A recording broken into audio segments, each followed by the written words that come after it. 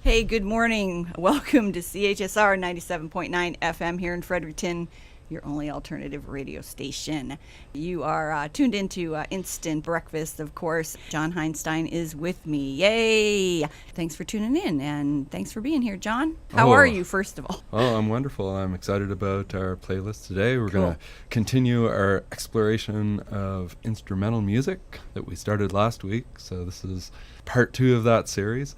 I was thinking this week, too, that, you know, we've been putting up a podcast every week of this episode, and it's a pretty bland title. It's like Instant Breakfast New Brunswick. This one would be number 38. And it's, really? You know, 38 already? It's been 38 episodes of Instant Breakfast consecutively. That's pretty awesome. Yeah. So what were you thinking? Well, I was thinking that we should give titles to all of our episodes, a way to kind of not just differentiate them from each other, but to quickly identify when you look, say, on our Facebook page, you know, what that episode is about. So I think that's a fantastic idea. Of course. And I think I came up with an okay title for this one and last week's episode, too. Since it's going to be all instrumental music, I thought we should call this episode Shut Your Big Trap, Part 2. I love it. That's perfect. I don't know if I can inject as much humor into every title, but I'm darn well going to try. That is perfect. I love it. Shut your big trap. Yeah, you're listening to Instant Breakfast, New Brunswick, number 38. Shut Your Big Trap, Part 2. You're always thinking, John. Yeah. Thank you. Yeah, it's a dangerous habit to get into. Okay, so I've loved all the great response we've had to our shows. That's great to hear. Like, artists are very, very, very impressed with you. Well, you know, music is at least 9 parts out of 10 the stories that you tell about the music. Mm-hmm. And any great legends, like, I don't know, the Rolling Stones, or name a great legend, you're not just thinking about the music, you're thinking about all those stories that kind of combine around the music and all the experiences that people have had with it and all the stories that the musicians tell themselves and the reviews around the music and how they plug into the culture. And New Brunswick has the kind of musical life that warrants that kind of treatment, and you don't often hear it talked about in that way.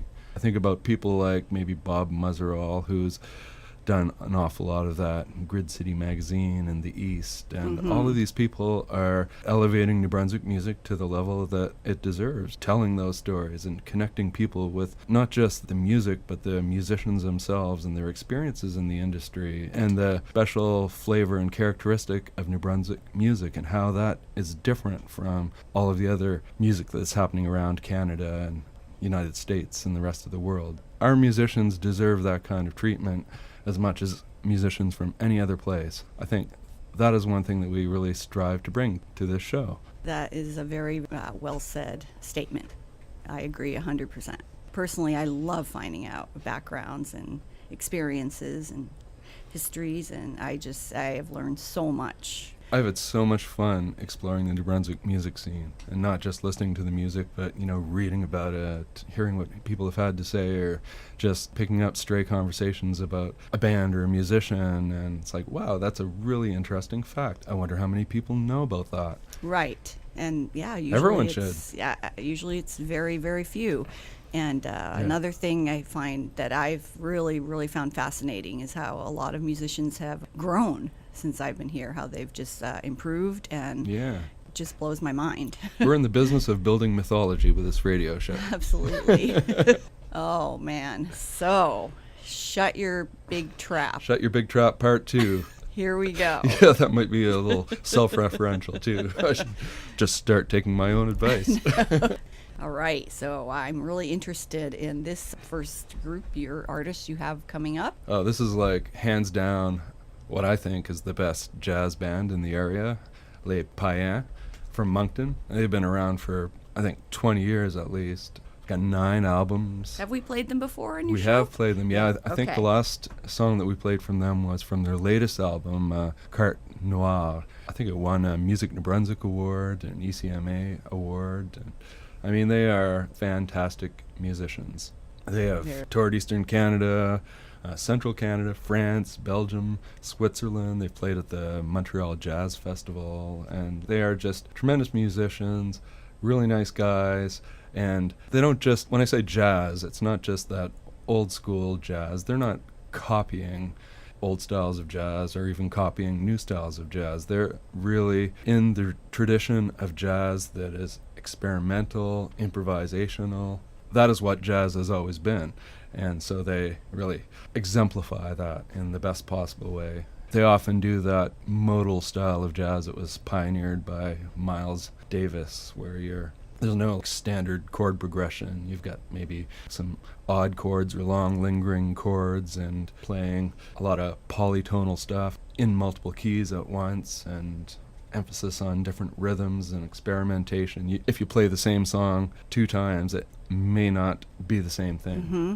Maybe a totally different experience each time. So that's the kind of jazz band that they are. Wow, I love that. I love hearing things that sound different every time. I've heard them referred to as jazz fusion, and I think they're also that. So it's jazz, but they blend in like rock influences and looping machines, keyboards. Jonah Hashe is part of the band now. I love Jonah and Hashe. he does all kinds of wild He's experimental outstanding. stuff. Yeah, he's audio with Stephen visual Lewis, stuff. right? And, yeah. I had the pleasure of interviewing Jonah Hashe. And Jean Surette, the former head of Music New Brunswick, is a drummer for them. Dennis Surette, Sebastien Michel, like all well-known names in the Moncton area. I don't know if they still are, but they were for the longest time the house band at Plan B, which is a little club in Moncton that's got I've heard lots great things about that place. very similar to, I would say, the Capitol in Fredericton, where you've got lots and lots of music kind of going through a little small space. And they'd be the house band, so they'd start the night off with some experimental jazz fusion. So they've, as I said before, Carte Noire, their latest album won an ECMA award and a Music New Brunswick award, but they've been nominated multiple times for ECMAs and Music New Brunswick awards. We're going to go back a little bit to 2008. It's, I don't know which album it is, maybe their 5th album. It's called Pyramid. We're going to listen to a great little tune with a great title called Flubba Lubba Lubba. I love that title. Yeah. Can't wait to hear it. All right. Are we ready to play? We are. All right. Thanks for tuning in, guys.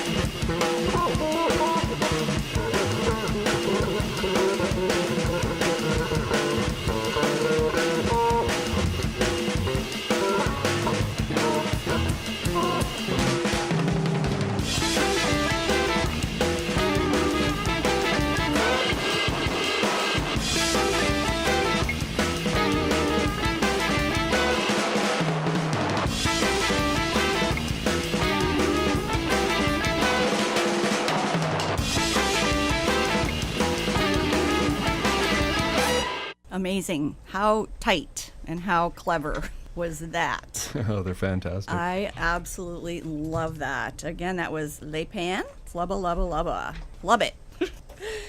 What do we have next, John? I think you're going to like this because I know you're a fan of Michael Hedges. I'm a huge Michael Hedges fan. Michael Hedges has just this unique take on the guitar. He's got this really wild percussive acoustic guitar technique, all kinds of hammer-ons and pull-offs and harmonics. He slaps the guitar and does all kinds of tricks with it, but at the same time it's beautifully melodic stuff and just, original in the way that Jimi Hendrix is original on the electric guitar. Mm-hmm. And so Ryan LeBlanc fits into that mode of guitar playing. He's not just a guitar player, he's a multi-instrumentalist, plays guitar, banjo, some harmonica on this, and we're going to hear both banjo and guitar in this particular tune called Flawhammer, which is off his 2013 album Solitude. So that's Ryan LeBlanc. Where's he from? From St. Andrews, Okay. actually. Oh. He's with Periwinkle Productions, which is Jamie Steele out of St. Andrews also. He's won ECMA Music New Brunswick Awards, played in Europe, played at the Montreal Jazz Festival. This particular album is produced by Chris Colpaw from Moncton. Fabulous guitar player in his own right. Cosmonauts? Or the Cosmic Crew, yeah. Chris Colpaw and the Cosmic Crew. This is his third album. He's got a couple of ones previous to that. I think you're just going to love it. Like Michael Hedges, it's that fusion of jazz and world music, maybe some blues, and just a mishmash. Very airy and transcendental, but powerful and aggressive at times also.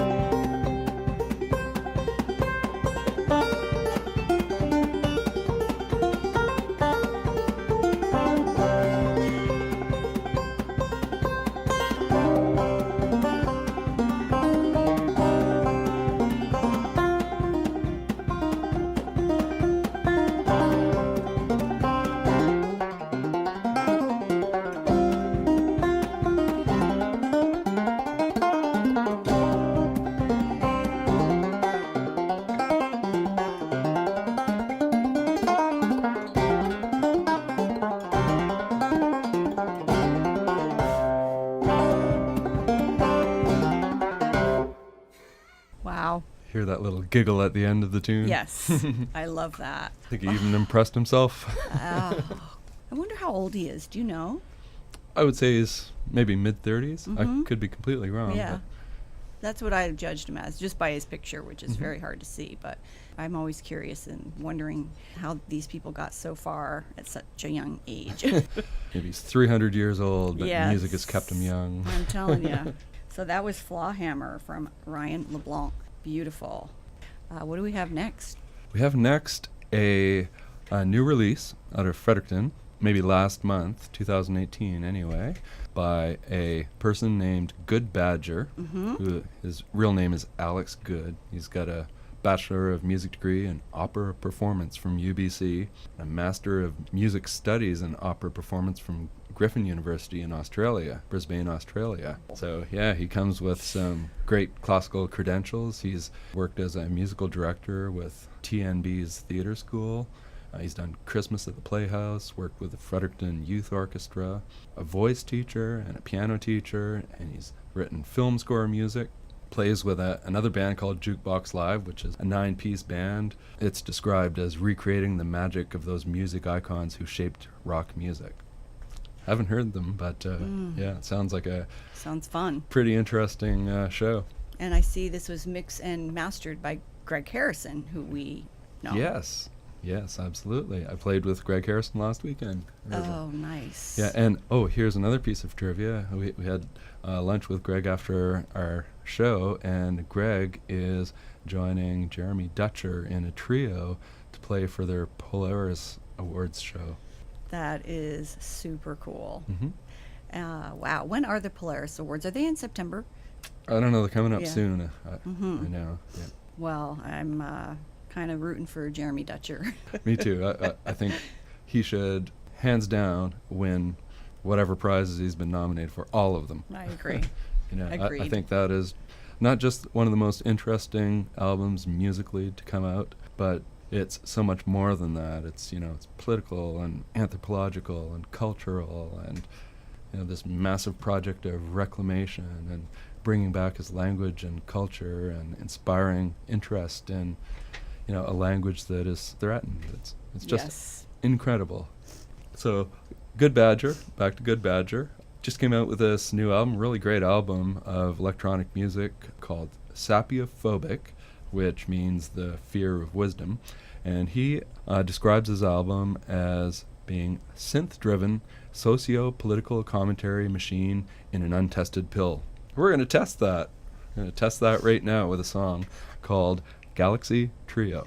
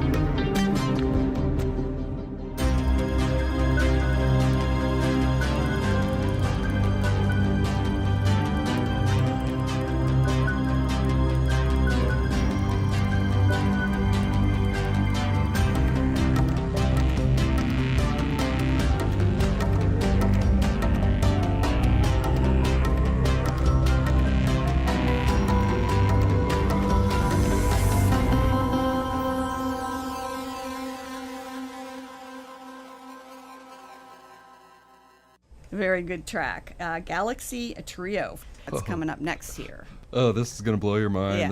This is something that I just discovered. A guy named Conrad Simon. He's been around for a while. He's a Micmac guitar virtuoso. I'm not even going to call him a guitarist. He's a guitar virtuoso and a composer. He's from the Elsipogtog First Nation, which formerly was called Big Cove. And where is that? That is up toward Kuchibaquack Park, in the direction of the PEI ferry. Okay. Yeah. He lives in Montreal now, but he's, from that region. He was born into a family of, I think, 19 kids, and he attributes his big musical ears to all of the different LPs that all of those siblings brought to the mix. So, you get quite a broad range of that. He's the 16th child of 19. So he is, I'm not sure what to call it, prog rock or prog metal. Let's call it prog metal, because then this will be our metal moment of the show.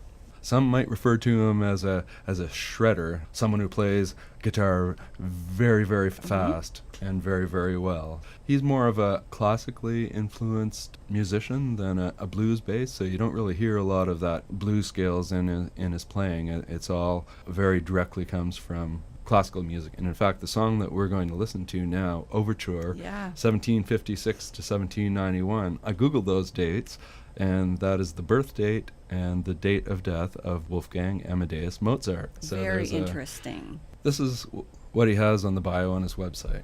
As far back as he can remember, Conrad Simon has always had the desire to give the world a glimpse of his vision of the universe, a world influenced by Micmac lore about the power of the invisible and parallel worlds told by his ancestors and retransmitted by his brothers, a world influenced by the past and countless nights viewing classics of horror and fantasy, especially by the music that was created there long ago and equally important as the script.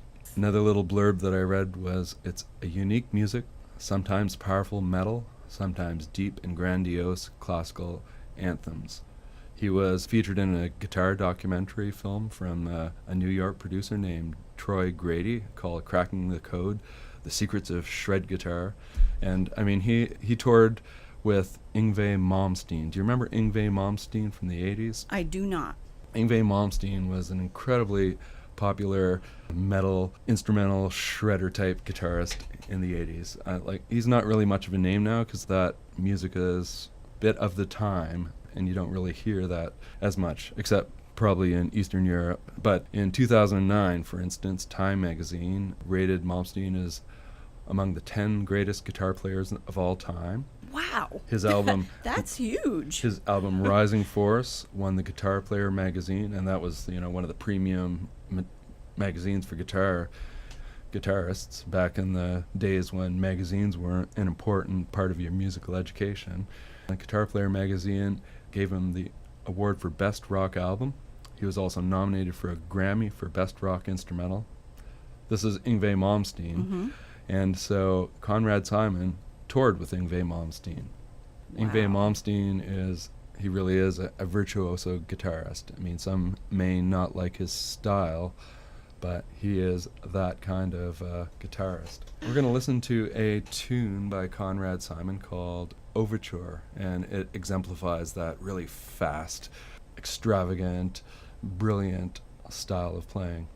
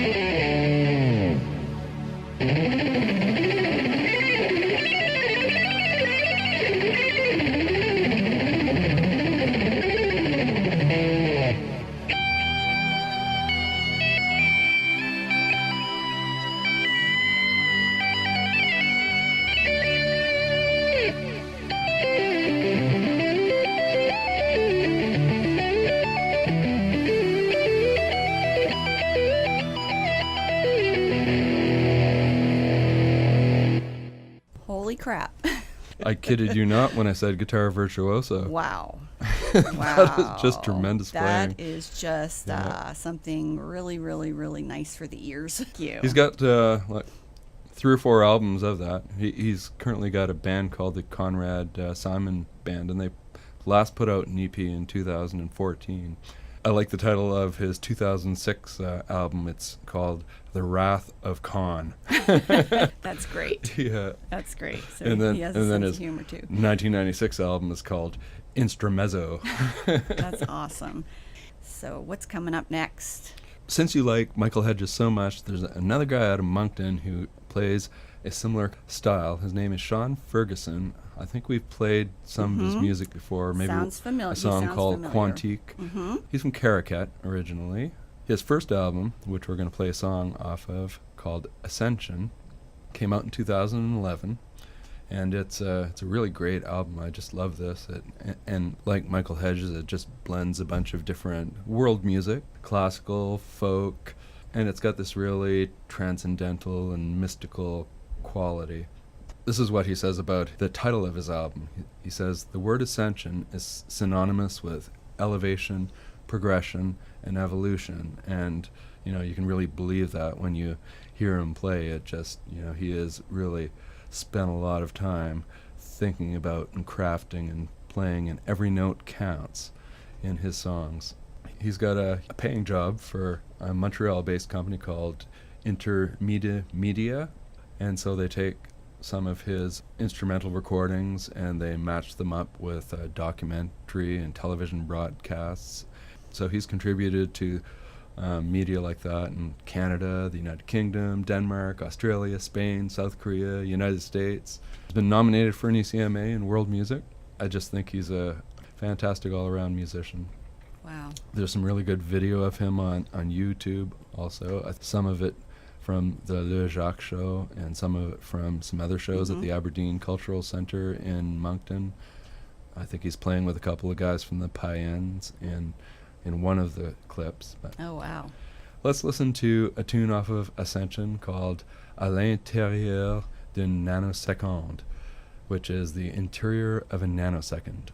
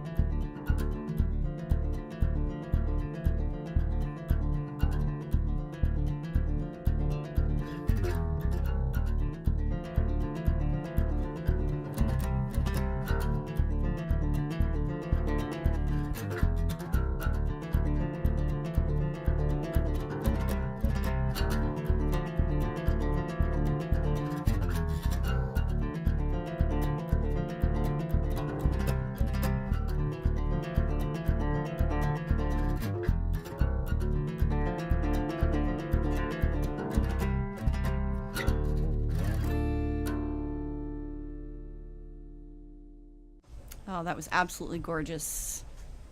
From Shaun Ferguson. What do we have coming up next? We're going to delve into the world of classical music with someone named Michel Cardin. Oh, it's not classical guitar. It's even better. It's Baroque lute. Oh, nice. Yeah, so nice. I don't know if you remember, we listened do. to a tune from La Tour Baroque Duo. Absolutely. And Michel Cardin is one of the two members of that, and he was a guy who played theobo, it's called, and it's basically a giant lute with these enormous bass strings. I don't know, it's like 6 foot long neck or something like that. I do remember that very well. I remember joking that it looked like a tiny little man with a normal sized guitar, but he's actually a normal sized guy with a gigantic lute. But here he's going to play the more traditional lute, and he's from Montreal originally, but now he's in Moncton. He's a music professor at the university there, so he teaches. He's a world-renowned lute performer and a composer and a musicologist. 13 albums he has. Wow. This particular album that we're going to play from was done in 1997, and it's a cover of a bunch of tunes by Sylvius Leopold Weiss, a German composer and a lutenist. That's what a person who plays the flute is called. And a lutenist? A lutenist. That's right, yeah. A person that plays the flute? No, the lute. The lute. Sorry, yeah. because a flute would be a flautist. I would have thought it was a lout. Okay, exactly. Exactly. He might have been a lutenist and a lout. That would make more sense. Yeah, so Sylvia Leopold Weiss was one of the most important and prolific composers of lute music in history, not just of his time. Lute was a very prominent instrument in that time, and especially for dance music, which is what we're going to listen to.